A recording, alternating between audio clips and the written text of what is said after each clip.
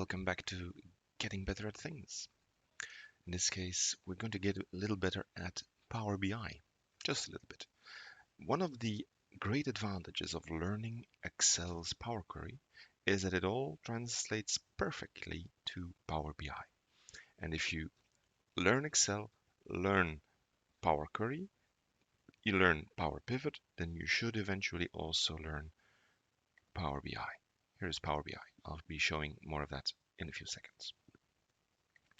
I have prepared some data, some fake employee data, and I was going to demonstrate a little bit more about doing calculations and that sort of thing. So, excuse me, let me remove that step. So that's also something you should remember. You don't really have an undo button, but you do have a remove step button. I'm going to set these particular columns as column. I'm going to remove promote headers there. That's not necessary. Do that again. So I'll select these columns. I'll set them as text. This one is a date, and this one, oh, it shouldn't be a duration. It should be a decimal number there. And one of the things, I took the date and I calculated an age. So I'm now going to transform that. I'm going to do a standard calculation.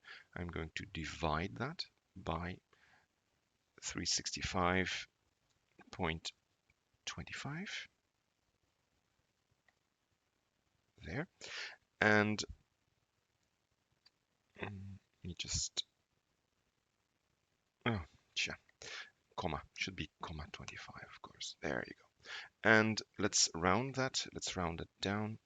Then we have the age. Then, of course, we're going to add a column from examples, my favorite. And I'll type 30 to 39.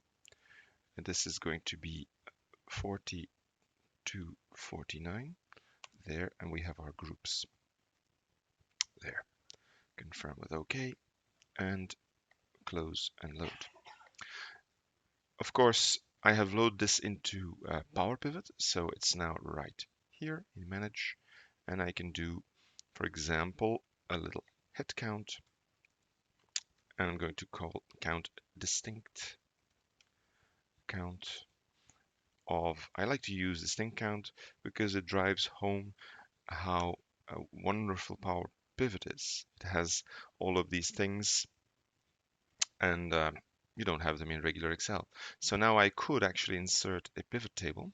Let me do that there in an existing worksheet, and I'll add the age range and of course the head count there. So that's our document. And now we're going to Power BI, and we'll import. So File, Import from Excel.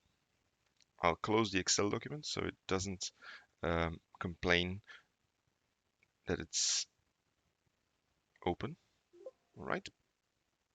So I have chosen to import. There you go. There's our data to import. And you will see that it imports the queries. It imports the formulas, the calculations. It does not import the pivot table. Great. And it's generating queries there. It's of course the simplest of queries.